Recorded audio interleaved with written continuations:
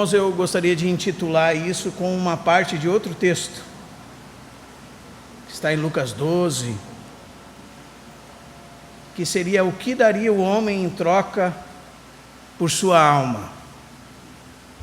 Então, se o homem pudesse realmente comprar a eternidade, o que ele poderia dar em troca disso? Ou se o homem pudesse salvar a sua vida, o que ele faria para salvar a sua vida? Se ele pudesse alcançar a vida eterna, o que ele faria para alcançar a vida eterna? Ou, em outras palavras, quem está apto para o reino de Deus?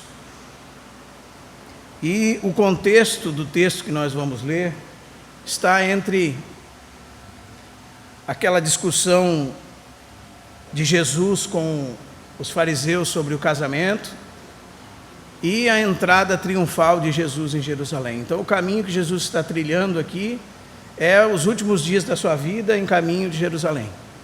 E em todos os 3 evangelhos nós temos a mesma circunstância, que é o momento que Jesus toma uma criança e fala aos discípulos que aquele que não se converter e se tornar como uma criança, de modo algum pode entrar no reino de Deus. Ou seja, Jesus está dizendo que o reino de Deus é para aqueles que são semelhantes às crianças, humildes como as crianças, e que buscam somente a Cristo. E no meio disso nós temos essa história do homem, do jovem rico. Vamos ler juntos então. Se não estiver na sua Bíblia, é porque eu estou lendo uma parte do outro evangelho. Marcos começa assim: e pondo-se Jesus a caminho, Marcos diz, correu um homem, e Lucas diz que esse homem era de posição, e foi ao seu encontro, e aproximando-se, ajoelhou-se e perguntou-lhe: bom mestre, que farei de bom para alcançar a vida eterna, ou para herdar a vida eterna? Respondeu-lhe Jesus: por que me chamas bom? Mateus diz: por que me perguntas acerca do que é bom? Ninguém é bom senão um, que é Deus. Se queres, porém, entrar na vida, guarda os mandamentos. E ele lhe perguntou: quais? Respondeu Jesus: não matarás, não adulterarás, não furtarás, não dirás falso testemunho. Marcos acrescenta: não defraudarás ninguém, honra o teu pai e a tua mãe. E Mateus diz: amarás o teu próximo como a ti mesmo. Replicou-lhe o jovem: tudo isto tenho obedecido, observado. Mateus disse: que ainda me falta? E Jesus, disse Marcos, fitando-o, o amou e disse: só uma coisa te falta. Mateus disse: se queres ser perfeito, vai, vende tudo o que tens, dá aos pobres e terás um tesouro no céu. Então vem e segue-me. Tendo ele, o jovem, porém, ouvido esta palavra, sendo contrariado por essa palavra, ficou muito triste. Lucas diz: porque era riquíssimo, dono de muitas propriedades. E Jesus, vendo-o assim triste, olhando ao redor, disse aos discípulos: quão dificilmente entrarão no reino de Deus os que têm riquezas. E ainda vos digo que é mais fácil passar um camelo pelo fundo de uma agulha do que entrar um rico no reino de Deus. Ouvindo isto, os discípulos ficaram grandemente maravilhados e estranharam estas palavras. Mas Jesus insistiu em dizer-lhes: filhos, quão difícil é entrar no reino de Deus. Eles ficaram sobremodo maravilhados, dizendo entre si: então, quem poderá ser salvo?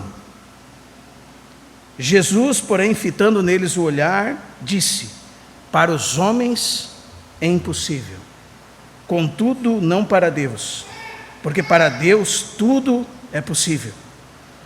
Então lhe falou Pedro: eis que nós tudo deixamos e te seguimos, que será, pois, de nós? Jesus lhe respondeu: em verdade vos digo, está em Mateus isso, que vós, os que me seguistes, quando na regeneração o Filho do Homem se assentar no trono da sua glória, também vós assentareis em 12 tronos para julgar as 12 tribos de Israel.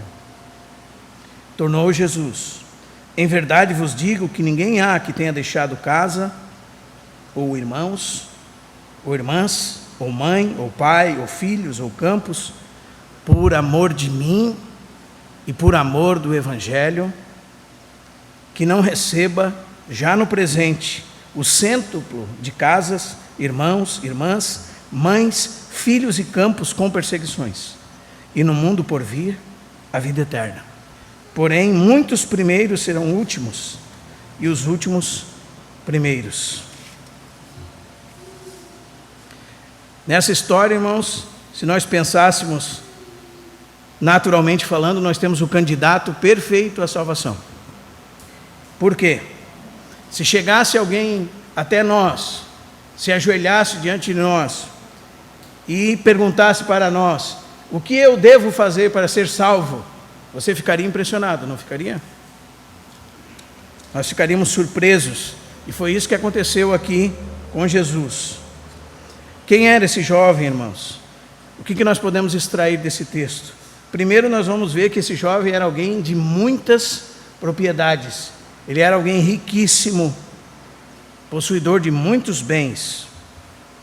E Lucas diz que ele era alguém de posição. A palavra da ideia é que ele era alguém que era um líder do povo, ou até mesmo um líder de uma sinagoga, ainda que fosse um jovem. Talvez ele fosse o chefe de uma sinagoga, ou pelo menos um líder local. Além disso, nós vemos também que ele era alguém religioso, porque os irmãos percebem que ele diz que tudo aquilo que deveria ser feito exteriormente, e o que diziam para ele fazer, ele fazia. Ele disse: tudo isso tenho observado desde a minha juventude. Não é? Ele era alguém zeloso de todas as ordenanças externas da lei, conforme a tradição da sua época. E nós podemos adicionar a isso, irmãos, que esse homem era alguém de posição, mas quando viu Jesus a caminho, o que ele fez? Os irmãos que têm aberto Marcos vão ler que ele correu até onde Jesus estava. E para alguém de posição correr era algo extremamente humilhante, porque eles tinham que levantar aqueles seus vestidos para correrem. E além disso, diz, quando se aproximou de Jesus, diz o texto que ele ajoelhou-se. Os irmãos leram isso nas suas Bíblias, né? E perguntou a Jesus: bom mestre, que farei para herdar a vida eterna? Ele viu Jesus, correu até Jesus, aproximou-se e ajoelhou-se. Ou seja, não importava para ele o que fossem pensar dele, qual imagem teriam dele. Ele realmente queria saber o que ele poderia fazer, o que Jesus poderia ajudá-lo nesse aspecto. Então esse é o candidato perfeito para a salvação. Se isso acontecesse conosco, nós íamos dar testemunho no domingo à noite, que alguém chegou para nós durante a semana e perguntou o que ele deveria fazer para ser salvo. E talvez nós íamos fazer diferente do que Jesus fez com ele. Mas nós íamos, ao invés de pedir discernimento da parte de Deus, iríamos dizer: crê no Jesus, recebe Ele como Salvador da sua vida, e você vai ser salvo. Parece que Jesus usou outra maneira aqui com esse jovem, como nós vamos ver adiante. A primeira questão, irmãos, é o que é a vida eterna aqui. Porque existem duas ideias contrapostas aqui. Aquilo que esse jovem pensa ser a vida eterna, e aquilo que Jesus descreve como a vida eterna. Então, havia muitos mitos do que seria a vida eterna naquele tempo.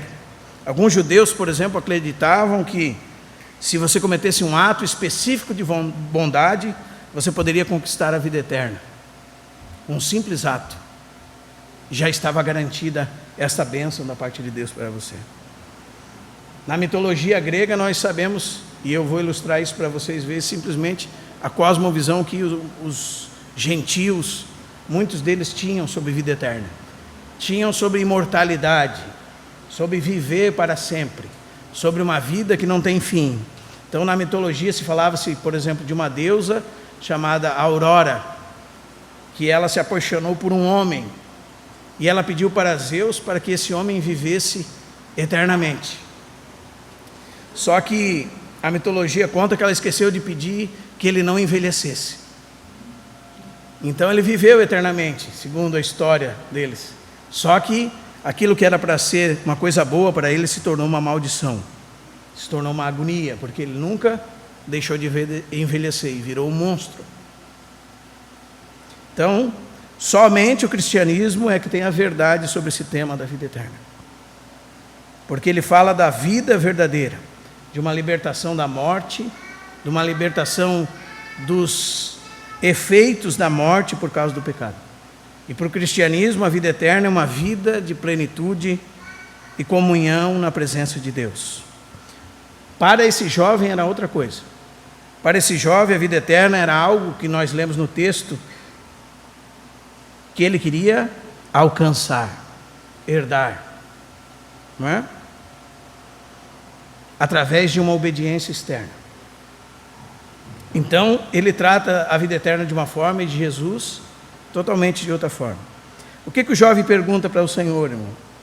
Bom mestre, que farei de bom para herdar a vida eterna? Isso aqui tem que ficar em caixa alta para nós. Porque esse é o tema que ele está pensando. O que eu posso fazer, o que de mim mesmo posso fazer de bom para alcançar essa vida? E isso, irmãos, é uma impossibilidade. Absolutamente nada é a resposta. Então, atrás desses verbos alcançar, que significa, quem está aberto em Mateus tem alcançar. Que farei eu de bom para alcançar a vida eterna? Né? Atrás desse verbo alcançar, nós temos segurar com a mão, tomar posse, ter como meu. Em Marcos e Lucas fala herdar, que significa receber como herança, receber uma porção. Mas para Jesus, como eu disse, irmãos, a vida eterna é algo para se desfrutar. Por isso que Jesus, em Mateus, depois de contrariá-lo, diz assim: se queres, porém, né? Se queres, porém, o quê? Qual é o verbo? Entrar na vida. Jesus usa esse verbo. Entrar para Jesus se refere a um movimento em direção à vida, ou como uma ideia de você vir para dentro, caminhar em direção a uma casa e entrar para dentro dela. Então aqui nós já temos bem estabelecido que Jesus está falando de uma coisa e ele de outra. Ele queria tomar posse daquilo, como ele comprava alguma coisa no mercado. Jesus está dizendo, não é assim que funciona. Você vai ter que vir, você vai ter que entrar, você tem que fazer morada ali, fazer parte disso. Então, para Jesus, irmãos, a vida eterna é algo para se desfrutar. Quando nós lemos, por exemplo, João capítulo 14, verso 3, nós sabemos que a vida eterna é uma comunhão ininterrupta com o Deus triuno. É conhecer a Deus de fato e se relacionar com Ele.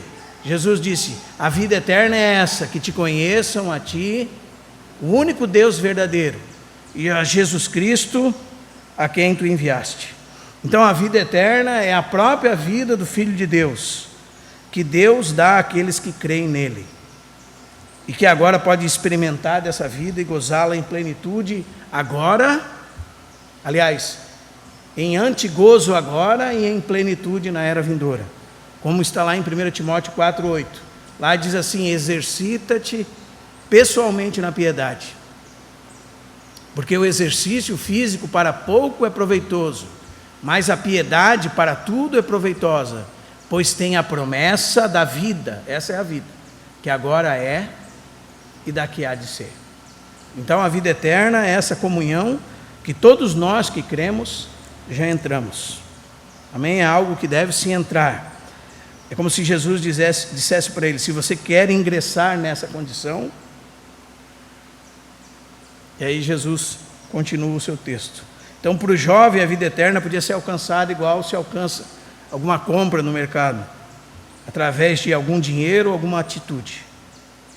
E Jesus tem o intuito de desconstruir esse conceito, tanto para ele, naquele tempo, como para cada um de nós no dia de hoje. Amém, irmãos? E para fazer isso, o que Jesus faz? Jesus apresenta o caráter santo e bom que só Deus tem. Por isso que Jesus diz assim: por que me chamas bom? E Mateus diz: por que me perguntas acerca do que é bom? Bom, o que ele diz? É senão um, que é bom. Ninguém é bom, diz o texto, senão um, que é Deus. E aqui você entende por que ele vai, por exemplo, usar a segunda tábua dos mandamentos. Porque a ideia, irmãos, é que esse homem tinha um conceito errado daquilo que era bom. No grego nós temos duas palavras para bom: ágatos e kalos. E ele usa a palavra ágatos aqui, que significa de constituição boa, de natureza boa, algo essencialmente bom. E kalos já tem a ideia de uma aparência daquilo que é bom, uma aparência externa. Então, o jovem revela assim que não tem a mínima noção daquilo que o pecado causou na humanidade, daquilo que o pecado causou na raça humana. Por isso que ele chega para Jesus e pergunta: o que farei de bom para herdar a vida eterna? E Jesus não se concentra aqui, irmãos, em revelar quem ele é para esse jovem. O que Jesus se concentra aqui é desconstruir o conceito dele, a mentira que ele estava acreditando. Porque o próprio Jesus é Deus encarnado. Amém? Então, o sentido dessa palavra é algo que é essencialmente bom e só pode ser aplicado ao próprio Deus. Não pode ser aplicado a mim, não pode ser aplicado a você, mas somente ao próprio Deus. Ele é a bem-aventurança absoluta. Somente Ele é essencialmente bom. Ninguém mais é bom. Por isso que Jesus diz o seguinte a ele: ninguém é bom, senão um, que é Deus. Escreva aí na sua Bíblia, irmão. Rabisque a sua Bíblia. Ninguém é bom, senão um, que é Deus. E olha que, como eu disse, esse jovem seria o candidato principal para ir para o céu, não é verdade? O que Jesus disse para ele? Ninguém está apto. Amém? E nós vamos perceber então que Jesus diz para ele: se queres entrar na vida, o que Jesus diz? Guarda os mandamentos. O que Jesus faz, irmãos? Jesus usa uma exposição da lei para mostrar o caráter da santidade de Deus. Se nós não sermos cuidadosos, nós vamos começar a interpretar a Bíblia como esse jovem, né? Que pensava da maneira como os fariseus e os escribas da época pensavam. Eles pensavam que não matavam, que não roubavam, que não adulteravam, que não mentiam, que não davam falso testemunho, que honravam o pai e a mãe, que amavam o próximo como a si mesmo. Porque o que eles pensavam? Eles pensavam que se exteriormente eles não tirassem a vida de ninguém, eles não estavam matando. Eles pensavam que se exteriormente eles não tivessem relação sexual com outra mulher, eles não estavam adulterando. Eles pensavam que se eles agissem exteriormente de forma correta, eles estavam cumprindo os mandamentos de Deus. E o que Jesus veio fazer? Jesus veio mostrar o caráter interior da lei e o que ela denunciava. Porque, por exemplo, em Mateus 5, verso 21, Jesus disse: ouviste que foi dito, não matarás. Eu, porém, vos digo, qualquer que se irar contra seu irmão, tem cometido crime de assassinato. Ouviste que foi dito, não adulterarás. Eu, porém, vos digo, qualquer que olhar para uma mulher com intenção impura, já adulterou com ela. Ou seja, irmãos, ele já quebrou a lei de Deus. E se fosse por ela que ele vivesse, ele perderia o direito à vida nesse momento. Então, irmãos, quando Jesus diz, ninguém é bom, ele está absolutamente correto, porque ele vem mostrar o caráter da santidade de Deus, o caráter e a santidade de Deus. Então está muito além da época deles. E vê que a lei não estava restrita a ordenanças exteriores, mas o que Jesus faz é que mostrar que ela devia ser aplicada aos nossos corações. E é isso que ele faz com esse jovem. Conheces os mandamentos? Não adulterarás, não furtarás, não matarás, não darás falso testemunho, não defraudarás ninguém, honra teu pai e a tua mãe. E é bem interessante que Jesus escolhe a segunda tábua, porque os 4 primeiros mandamentos estão relacionados a Deus. Os 6 últimos mandamentos relacionando-se aos seus próximos. E todos eles eram descumpridos por esse jovem, de fato. E todos eles são descumpridos por nós, de fato. Porque a lei tem o objetivo de demonstrar a nossa maldade e revelar o caráter santo e imaculado de Deus. E a Bíblia diz em Romanos 3:20 que ninguém será justificado por obras da lei. Diz o texto que em razão da lei todos estão debaixo do pecado. Todos estão condenados por ela. E por ela vem o pleno conhecimento do pecado. Então, quando Jesus está dizendo para o jovem assim: conhece os mandamentos? E entre os impossíveis, ele pega a parte dos menos impossíveis. Não adulterarás, não furtarás, não matarás, não dirás falso testemunho, honra teu pai e tua mãe, amarás o teu próximo contra ti mesmo.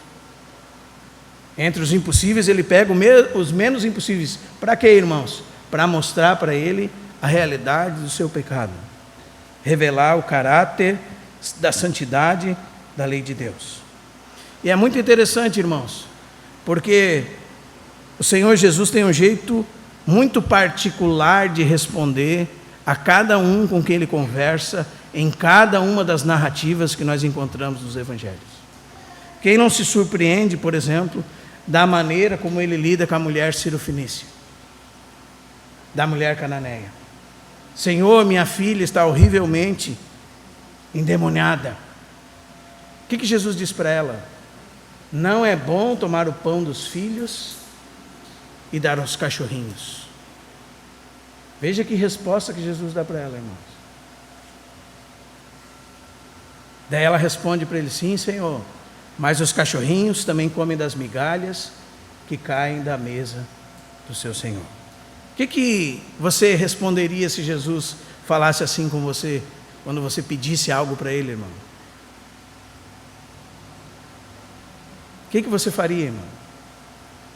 Jesus sabe exatamente como responder a cada um conforme a sua necessidade.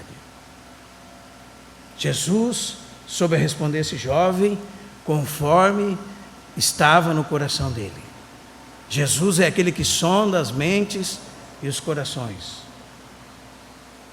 Para outro, um oficial real, ele ficou impressionado porque ele diz o que para esse oficial? O oficial pede que ele curasse o seu servo que estava enfermo em casa. E Jesus estava caminhando para a casa dele e ele humildemente diz: Senhor, não sou digno que entres em minha casa. Manda com uma só palavra e o meu servo será curado. Aqui você já tem outra narrativa e outra maneira de o Senhor lidar com uma pessoa. O Senhor disse: nem em Israel eu vi fé como essa. Pode ir que o teu servo já está curado. Aqui, irmãos, ele vê exatamente qual é o contexto do coração desse moço. Aquilo que verdadeiramente ele precisava. Aquilo que verdadeiramente ele necessitava. E tem a palavra certa de acordo com a necessidade dele. Qual era a realidade desse moço? O coração dele estava apegado às suas riquezas. O coração dele estava apegado às suas posses. E Jesus coloca à prova o seu coração e revela o seu coração que está apegado às riquezas. É isso que Jesus faz. Por quê? Porque ele é presunçoso, irmãos. Veja que confissão presunçosa dele. O jovem replicou: tudo isso tenho observado desde a minha juventude. Que ainda me falta? O que ele está dizendo? Ele está dizendo que ele era capaz de fazer, que ele era capaz de cumprir e que ele havia cumprido. Então Jesus lhe confronta com a realidade. O que Jesus diz para ele, irmãos? E Jesus, fitando, o amou. E disse, fitando e o amor está no Evangelho de Marcos. Só uma coisa te falta. Vai, vende tudo o que tu tens, dá aos pobres e terás um tesouro no céu. Então, vem e segue-me. Será que Jesus está falando para ele, irmãos, que a salvação é mediante algum tipo de filantropia? Algum tipo de voto de pobreza? Vai, vende tudo o que tu tens, dá aos pobres e terás um tesouro no céu. Se parasse por aqui, né? Alguns poderiam, como alguns padres fazem, né? Juntando o texto dos eunucos, dizendo que alguns se separam para o reino sem se casar e fazendo o voto de não possuírem nada, né? E usa esses textos como desculpa. Mas não é isso que Jesus está fazendo. Por quê? Porque o texto segue dizendo, e aqui nós temos depois uma partícula aditiva: então, vem e segue-me. E essa parte é bem importante. Né? Primeiro, irmãos, nós temos que olhar aqui que Jesus enxerga a real condição desse jovem. Jesus está olhando para ele e sabe que ele não está apto para a vida eterna, ainda que ele pensa que está. Veja como isso é importante, irmãos. Como nós devemos pensar sobre isso.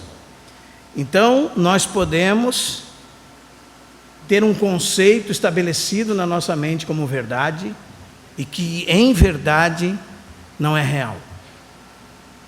Nós podemos pensar que possuímos alguma coisa ou que estamos aptos para alguma coisa sem estarmos. Mas Jesus não é enganado por ninguém, não é verdade? O fato é que não havia o que ele podia fazer para ser salvo. Por quê? Os irmãos não sabem por quê, irmãos? Um pouco lá adiante no seu texto diz que os apóstolos, impressionados, disseram o seguinte: quem poderá ser salvo? Depois Jesus respondeu: isso é impossível para os homens. No começo nós lemos: ninguém é bom, ninguém está apto, ninguém é capaz de salvar-se a si mesmo. Não importa qual seja o seu conceito, não importa qual seja o seu conceito, se você pensa que é merecedor, que você pensa que já tem um assento reservado para você no céu, a Bíblia diz: ninguém é capaz de salvar-se por si mesmo, nem por nada do que faça. É impossível para os homens. Não importa o que eles pensem, não importa se eles estão achando, não, meu lugar já está reservadinho, né? Não importa. Não importa que ele pense de si mesmo além do que convém, não importa que ele se ache bom, não importa o que eu e o que você pense, importa qual é a realidade que Cristo vê. E é com esse tema que nós estamos nos confrontando. Amém? Mas Jesus, irmãos, olha atentamente para ele. Porque a Bíblia diz que Jesus fitou os olhos nele. Não é? Olhou atentamente para ele. E isso acontece algumas vezes na Bíblia. Por exemplo, um pouco mais à frente, quando Pedro está para trair o Senhor, em Lucas 22, Lucas relata algo que os outros evangelistas não relatam. Diz que depois que Pedro negou o Senhor 3 vezes, o Senhor olhou para Pedro. E diz que, fitando os olhos em Pedro, o que aconteceu? Ele lembrou-se das palavras do Senhor. e desatou a chorar. E foi embora chorando. Mas Pedro foi embora chorando de uma maneira diferente. Foi embora chorando, verdadeiramente arrependido. E houve salvação para ele. Nós vamos ver adiante que esse jovem foi embora chorando, porque amava mais as riquezas do que a Deus. Mas Jesus olhou dessa forma para ele. E mais, a Bíblia diz que Jesus olhou, fitou os olhos nele e o amou. Amém? Então Jesus, quando nos expõe, Ele nos expõe não para nos envergonhar, mas porque Ele nos ama e deseja que tenhamos um lugar de arrependimento. Então, o Senhor olhou com os olhos cheios de amor para aquele jovem, desejando que ele verdadeiramente enxergasse sua condição. Diz o texto assim: Jesus, fitando, o amou e disse: só uma coisa te falta, se queres ser perfeito, diz Mateus. E a ideia aqui, irmãos, é a seguinte: se você quer entrar num estado de perfeição que só existe para aqueles que creem em mim, é isso que Jesus quer dizer. Se você quer entrar debaixo de um novo sacerdócio perfeito, debaixo de um novo sumo sacerdote que é Cristo, é isso que significa se queres ser perfeito. Não é que há uma categoria de crentes que vende tudo e se torna mais perfeito do que os outros. Não. É para todos os crentes, como Paulo diz em Colossenses 1:28, que o trabalho do ministério dele era apresentar todo homem perfeito em Cristo. E Hebreus 7:11 diz que se fosse pela antiga aliança que houvesse a perfeição, não havia necessidade de se levantar um novo sumo sacerdote. Então, debaixo desse sacerdócio, nele mesmo em Cristo, nós temos essa perfeição. Se o jovem quer estar nesta posição, por causa da condição do seu coração, o que Jesus disse para ele? Aí nós temos dois lados da moeda. Vai, vende tudo o que tu tens, dá aos pobres e terás um tesouro no céu. Essa é a primeira parte. A segunda parte é depois, vem e segue-me. Então, em primeiro lugar, nós temos que ele deveria abandonar o amor das riquezas. Ele devia abandonar e trocar elas por tesouros no céu. Não ajunteis tesouros nessa terra, onde a traça, a ferrugem consomem, os ladrões escavam e roubam, mas ajunteis tesouros no céu, onde a traça e a ferrugem não consomem, nem os ladrões escavam nem roubam. Pois onde está o vosso tesouro, ali está o vosso coração. Paulo falou também aos que tinham propriedades nesse século: exorta os ricos desse século, que não tenham sua segurança na instabilidade das riquezas, mas em Deus, que a tudo nos proporciona ricamente para o nosso aprazimento, ele diz.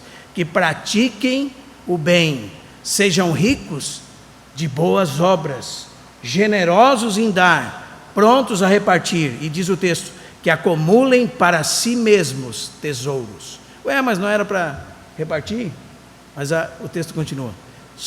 No céu, sólido fundamento para o futuro, a fim de poderem se apoderar da verdadeira vida. Então é essa troca que Jesus está falando para ele. Você está olhando para mim e você tem o seu tesouro. Quem vale mais? Esse é o confronto, irmãos, que Jesus está trazendo aqui. Quem vale mais para você? O que você tem ou quem Jesus é? E isso não é difícil de eu e de você percebermos em cada um de nós. Não é. Se o Senhor tiver misericórdia de nós e nos iluminar, nós vamos perceber onde está o nosso tesouro.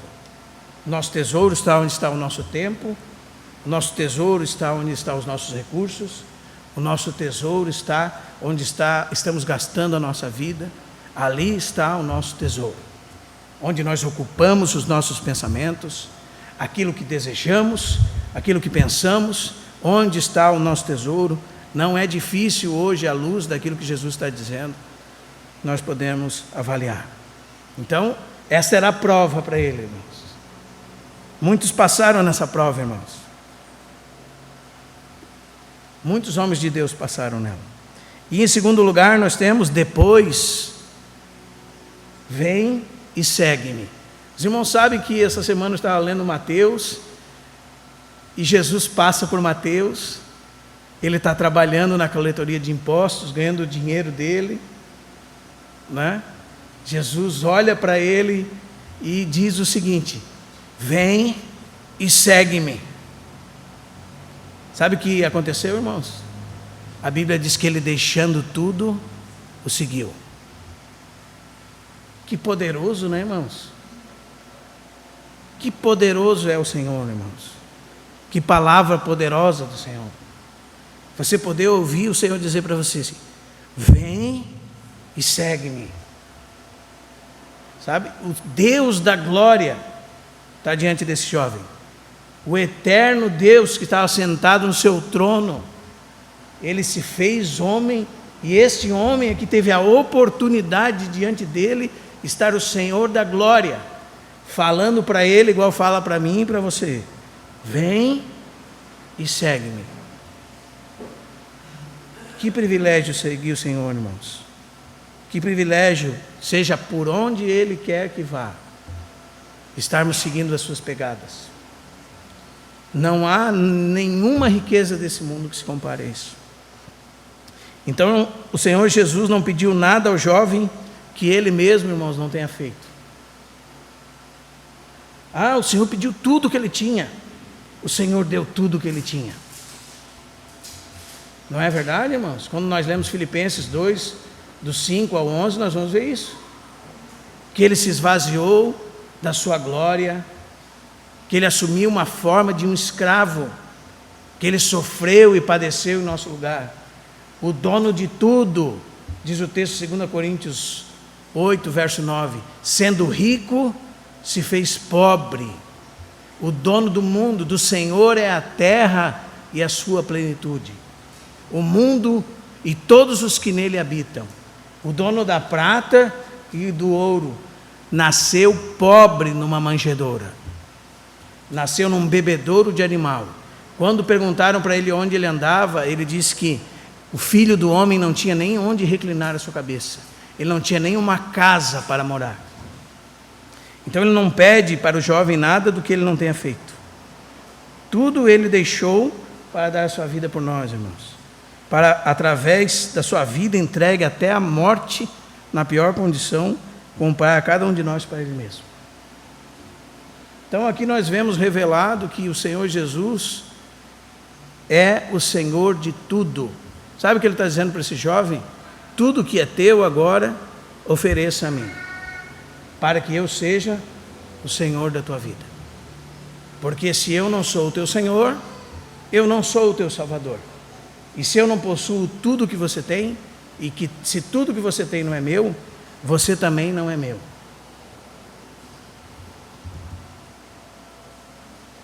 Aqui se pode comparar isso, irmãos. Por exemplo, nas parábolas de Mateus, capítulo 13, nós vemos duas parábolas bem interessantes, que tem essa expressão, que primeiro se aplica ao Senhor, e se aplica também a todos que viram que o reino dos céus é uma coisa que é a mais preciosa que existe. Que o Filho de Deus, o Rei do Universo, é a coisa mais preciosa que existe. Por exemplo, nós temos a parábola do tesouro oculto no campo. E diz que quando um homem o acha, vai, transbordante de alegria, vende tudo o que tem e compra aquele campo. Nós temos a parábola de um que negocia pérolas, e diz que quando acha uma pérola de grande valor, ele vai, vende tudo o que tem e a compra. E foi isso que Jesus fez. E muitas vezes nos evangelhos, Jesus está confrontando aqueles que dizem querer segui-lo, para provar para eles mesmos que eles querem benefícios da parte dele, mas não querem de fato segui-lo, não o amam e não têm Ele como Senhor das suas vidas. Por exemplo, em Lucas capítulo 12, verso 25 a 33, Jesus diz: quem não renuncia a tudo que tem, não pode ser meu discípulo. E aí ele continua dizendo assim: vocês calculem bem, como diz um pregador do passado, porque vai custar tudo. Calculem bem, vai custar tudo, tudo que você é e tudo que você tem. E Jesus dá o exemplo. Vocês querem entender? Eu vou dar um exemplo claro para vocês.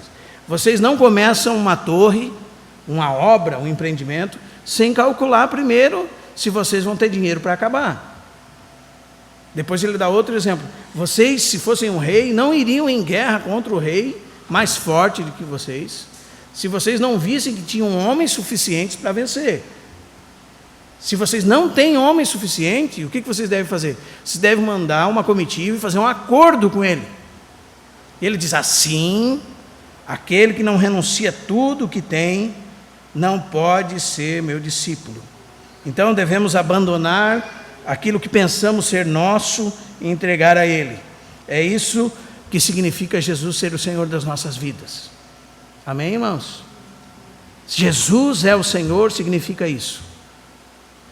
Significa que Ele é dono de todas as coisas, que estão simplesmente, se você as tem, sob a sua tutela, para que você cuide até que o dono delas chegue. E você é simplesmente um mordomo. Você entendeu, irmão?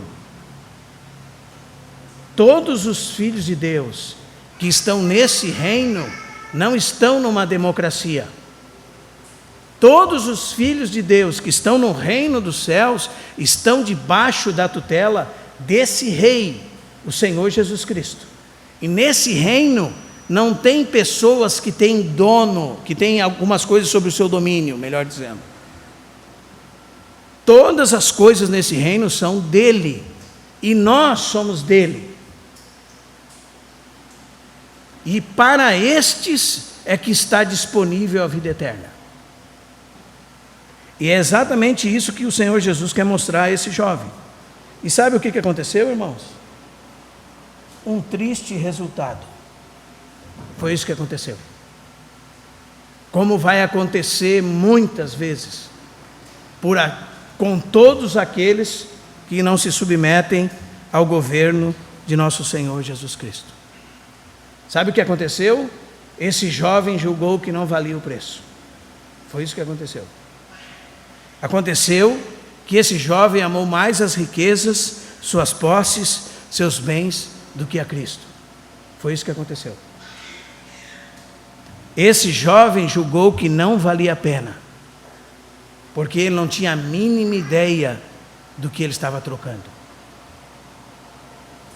Porque ele não fazia ideia do valor que valia quem estava diante dele.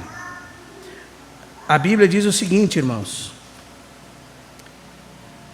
depois dessa palavra de Jesus,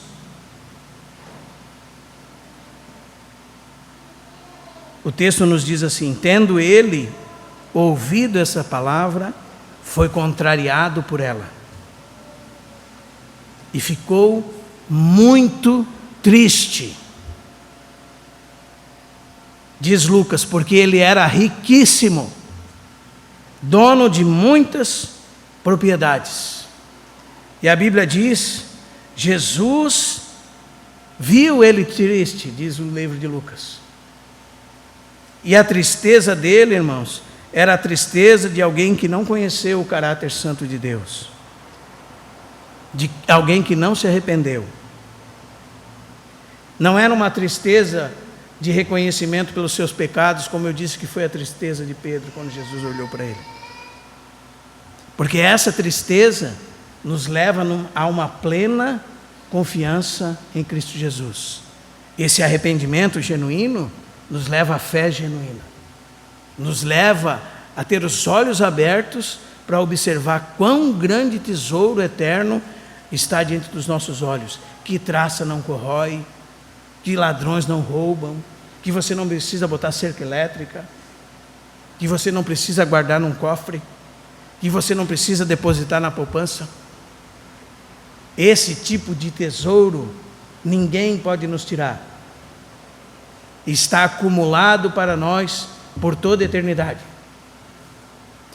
Essa tristeza não é a tristeza desse jovem, irmãos.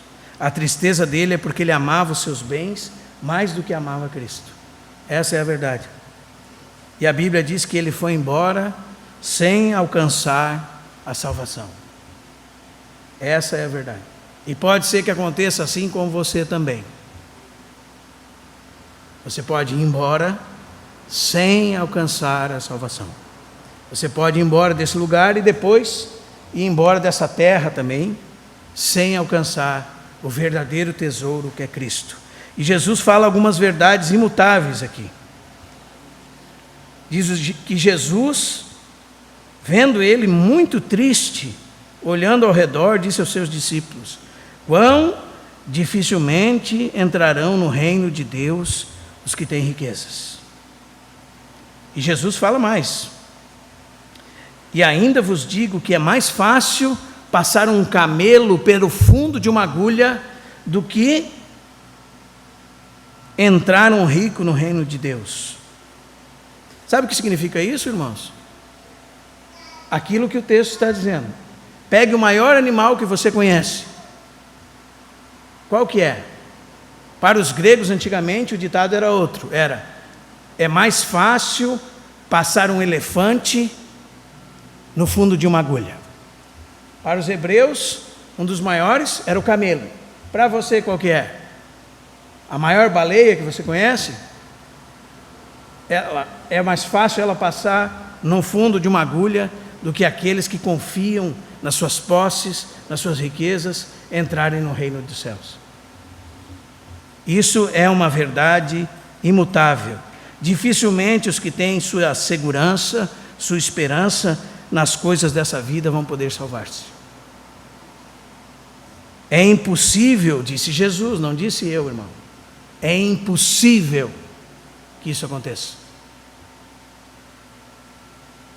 É impossível você e eu termos salvação tendo o conceito igual desse jovem. É impossível nós podermos nos salvar por práticas exteriores e mandamentos. É impossível comprar o dom de Deus através de riquezas. Porque isso que eu perguntei, né, irmãos, no começo. Que daria o homem em troca da sua alma? É mais fácil passar o camelo num buraco de uma agulha do que aquele que confia nas riquezas salvar-se. Por quê, irmãos? Porque a palavra é muito clara, irmãos. A porta é estreita. O caminho é apertado que conduz à vida. E poucos são os que passam por ela. Mais larga é a porta e espaçoso o caminho que conduz à perdição. E muitos são os que passam por ela. Por isso que Jesus, quando coloca os seus discípulos à prova, diz: ninguém que não se aborrece de todas as coisas que tem, pode ser meu discípulo. Amém, irmãos? E para onde Jesus está indo nesse conceito, irmãos? Um capítulo adiante, ele está entrando em Jerusalém. O que ele vai fazer em Jerusalém? Morrer. E o que Jesus disse para os seus discípulos? Aquele que quiser ganhar a sua vida, perdê-la. Aquele que perder a sua vida por amor de mim, achá-la.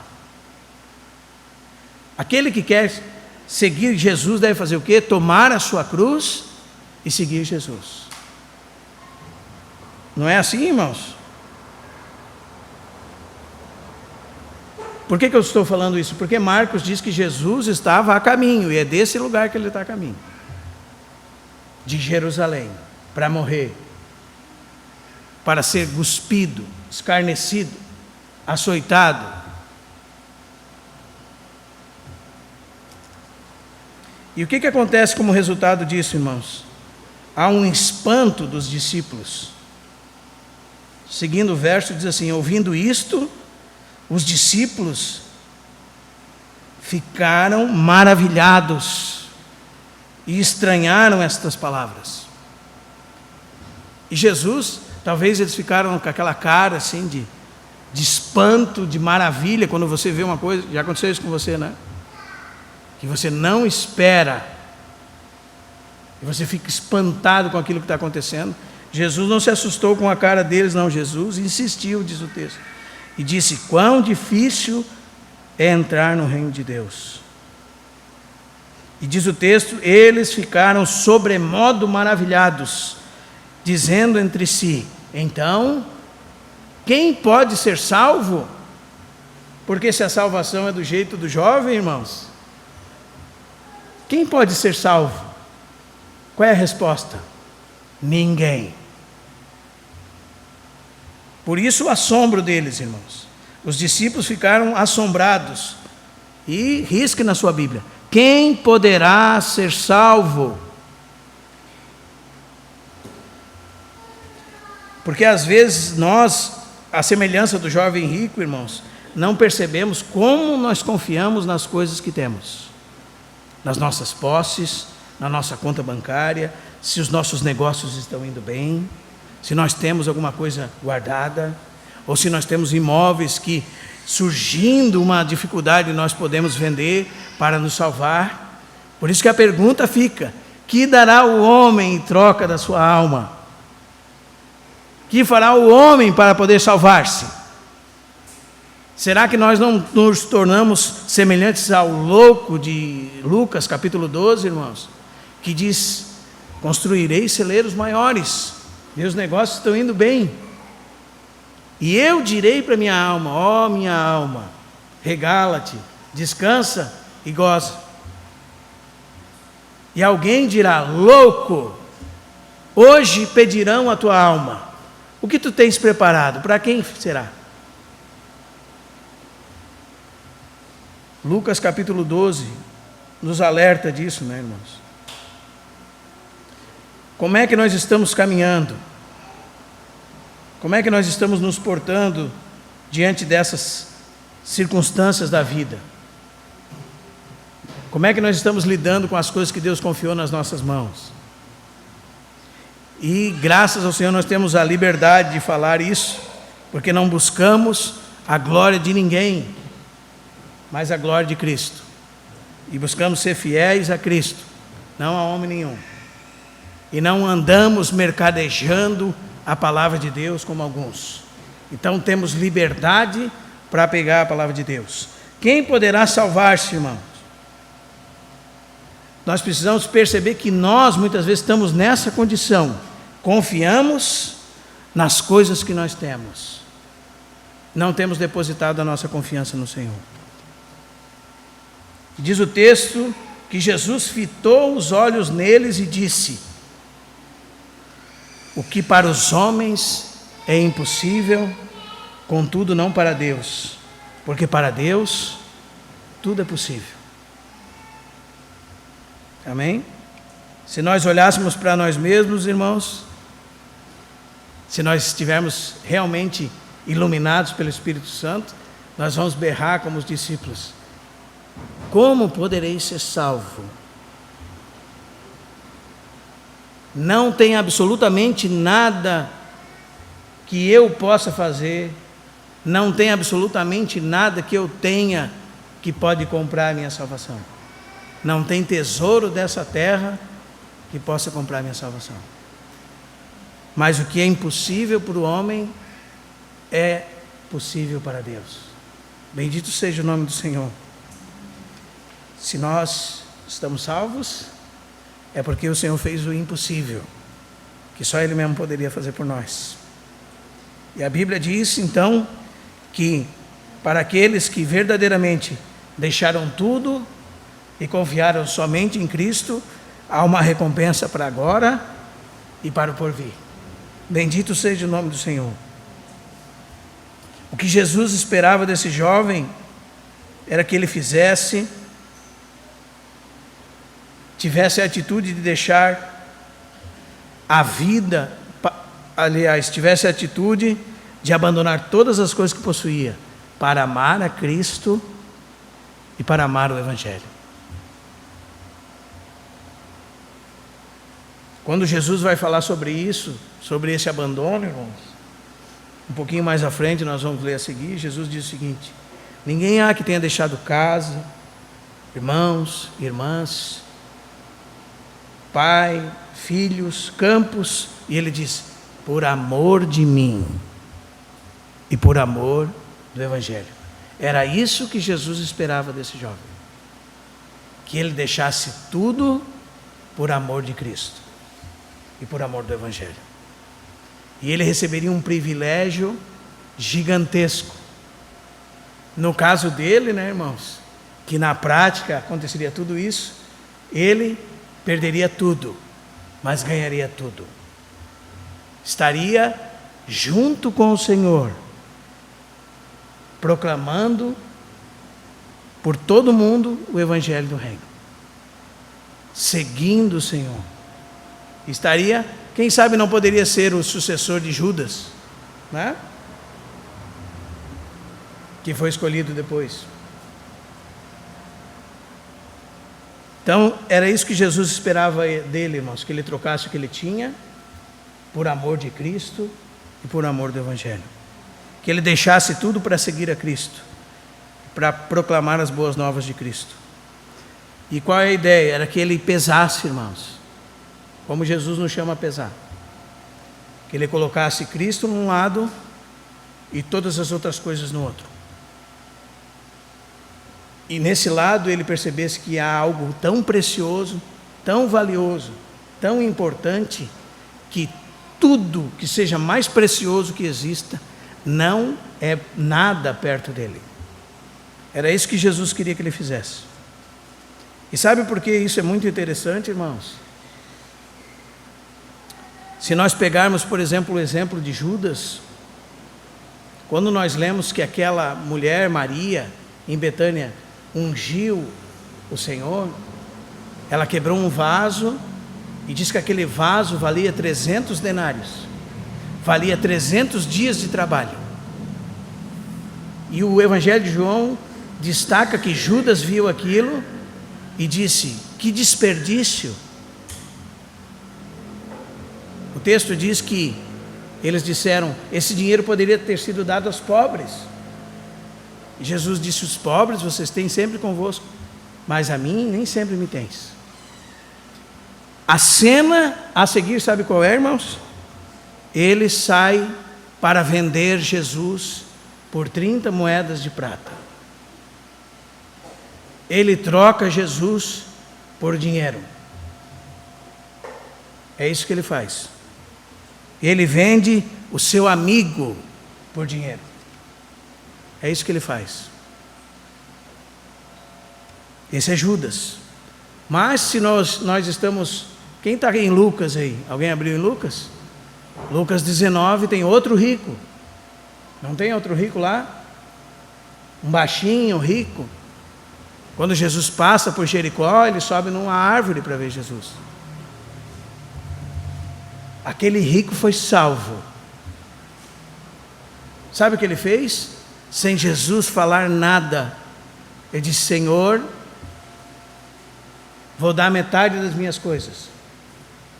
Senhor, se eu defraudei alguém, eu vou pagar 5 vezes mais. E o que Jesus disse? Hoje chegou salvação nessa casa. Por que essa história está ali em Lucas 19, irmãos? Porque o que é impossível para os homens é possível para Deus. Se você pensar em Paulo, hebreu de hebreus, fariseu, cidadão romano, ele diz que todas as coisas dessa terra colocadas na balança foram consideradas por ele como esterco de animal, em comparação com Cristo.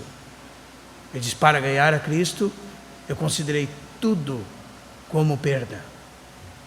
Para ser achado em Cristo, eu considerei tudo como esterco. Por causa da sublimidade do conhecimento de Cristo Jesus, meu Senhor. Isso é dizer assim, aqui está a verdadeira riqueza. E isto aqui é lixo.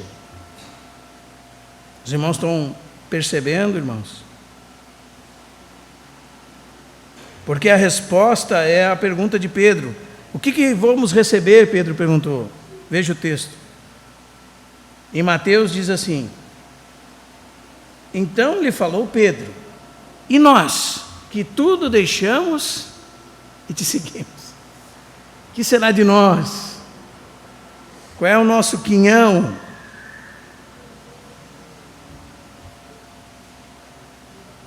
Pedro perguntou.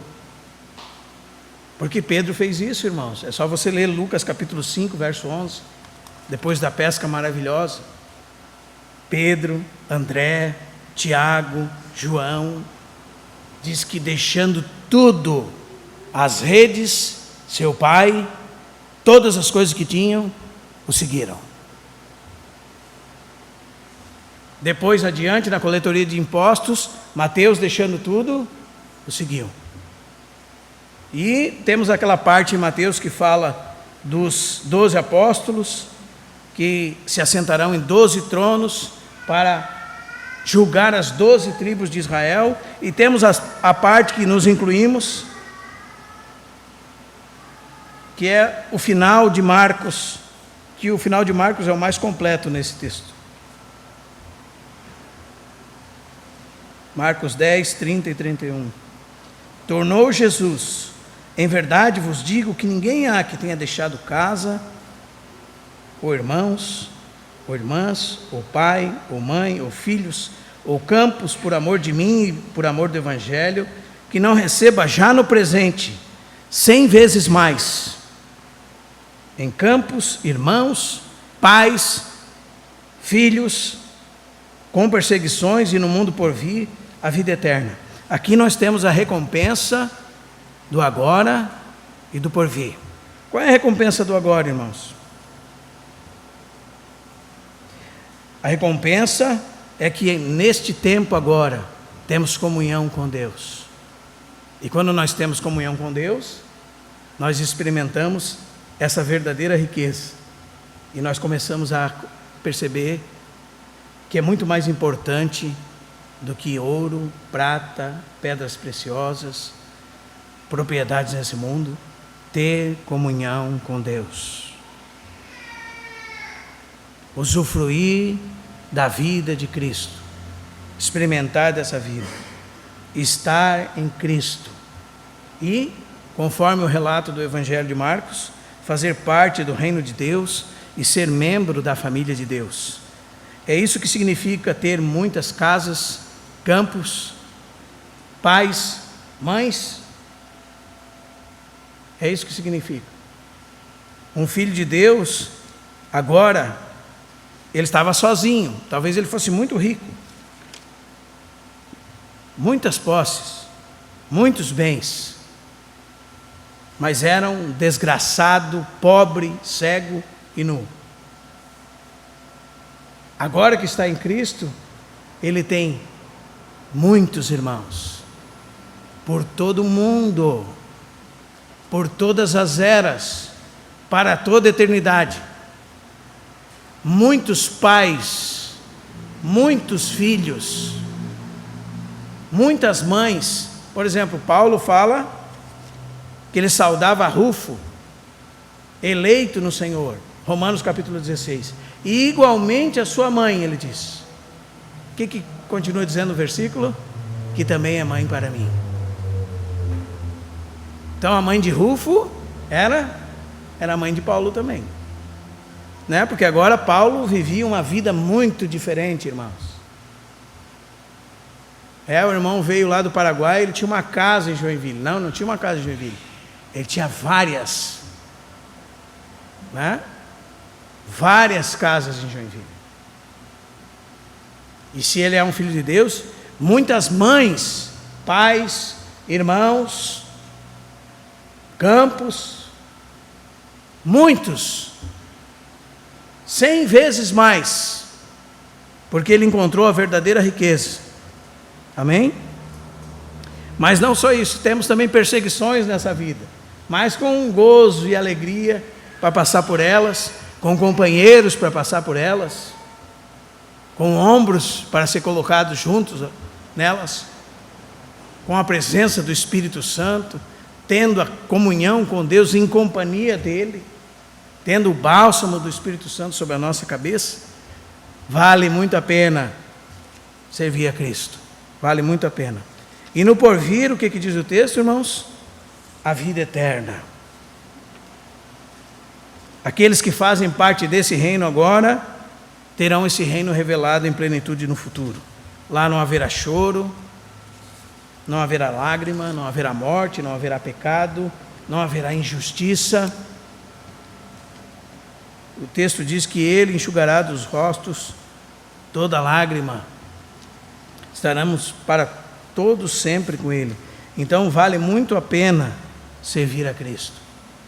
Vale muito a pena perder tudo por amor de Cristo. E muitas vezes o Senhor nos coloca à prova como colocou esse jovem. Muitas vezes. Na história da igreja, existe o relato de um governador romano que desejava muito ser um cristão. E ele tinha um escravo cristão. E os escravos tinham que se vestir com umas roupas esquisitas de escravos, faziam o trabalho deles. E ele observava a vida daquele escravo e dos outros que eram cristãos, aquele governador rico. E ele chegou para aquele escravo, como esse jovem rico chegou para Jesus e disse: o que eu faço para me tornar um cristão? E observando atentamente aquele homem, ele não respondeu o que você e eu esperávamos que ele respondesse. Mas ele respondeu aquilo que aquele homem precisava ouvir. Para você ser um cristão, você tem que tirar todos os seus enfeites da sua cabeça, trocar a sua roupa, colocar uma roupa como nossa de escravos e ficar trabalhando conosco aqui, como escravo. E ele disse para o irmão: jamais farei isso. Foi embora. E aquilo incomodou ele. Ele voltou de novo lá. Para ser um cristão, o que eu preciso fazer? Então, vai, tira toda a sua parafernália de roupa, bota uma roupa de escravo e venha, sente conosco, trabalhe conosco, coma conosco. Uns dias depois ele voltou, vestido de escravo, com roupa de escravo, todo produzido como escravo, sandalinha de escravo, foi trabalhar com os irmãos. Quando ele começou a trabalhar, o irmão disse para ele: sente que eu vou pregar para você. Mas não é para eu trabalhar? Não, não precisa você trabalhar. Não precisa você trabalhar. O Evangelho fala da pessoa de Jesus Cristo, morreu pelos seus pecados, para a tua salvação.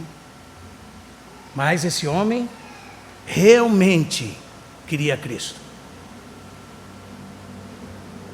E ele renunciou tudo que ele tinha por Cristo. E ele recebeu a Cristo e se tornou um irmão. E no caso dele, ele descobriu que ele poderia continuar sendo um governador, não é? Mas com o espírito de escravo de Cristo.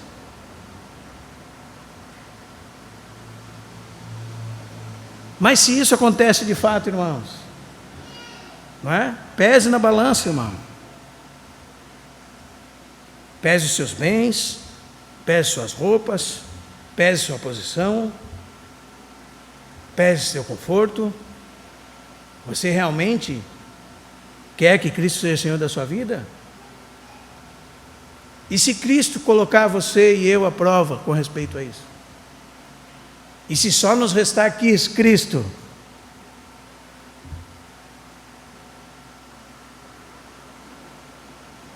Teremos tudo, irmãos. Os irmãos estão entendendo, irmãos? Teremos um tesouro no céu.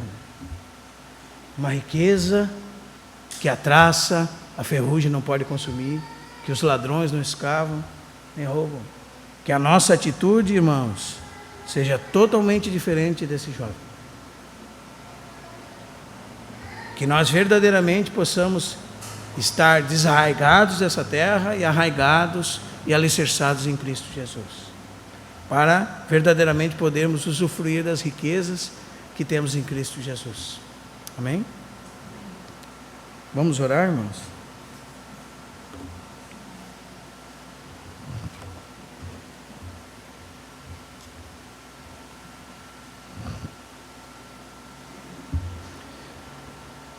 Senhor, nós sabemos que nenhum de nós, naturalmente falando, é capaz de responder ao Teu coração numa demanda tão alta como essa, sem o socorro do Senhor. Nós reconhecemos isso, Senhor. Mas, verdadeiramente, Senhor, quando nós estamos diante de duas coisas, nós podemos avaliar qual é a mais preciosa. Podemos optar por aquilo que é mais precioso. E nas coisas naturais, muitos de nós são habilidosos nisso, em escolher por aquilo que tem mais vantagem e é mais lucrativo. Mas sabemos que para as coisas do Senhor, em nós mesmos, nós somos totalmente incapacitados a responder apropriadamente a Ti. Mas a Tua palavra diz: o que é impossível aos homens é possível para Deus, porque para Ti, Senhor, não há impossíveis, não há nada que esteja fora da possibilidade, Senhor, de ser feita, quando é feita por Ti. Nós queremos, Senhor, Te pedir que esse milagre possa acontecer nas nossas vidas, que o Senhor seja um tesouro para cada um de nós, que o Senhor, esteja acima de tudo aquilo que nós, Senhor, temos confiados em nossas mãos por Ti mesmo, que Tu esteja acima de tudo, que nós sejamos bons mordomos. E, Senhor, se nós formos confrontados por Ti numa situação destas, que nós não Te vendamos por 30 moedas de prata, Senhor. Que nós não Te vendamos por 300 denários, nem por riqueza alguma dessa terra, Senhor. Que verdadeiramente nós possamos abrir mão de tudo e seguir-Te, para onde quer que Tu vá, por amor de Ti e por amor do Evangelho.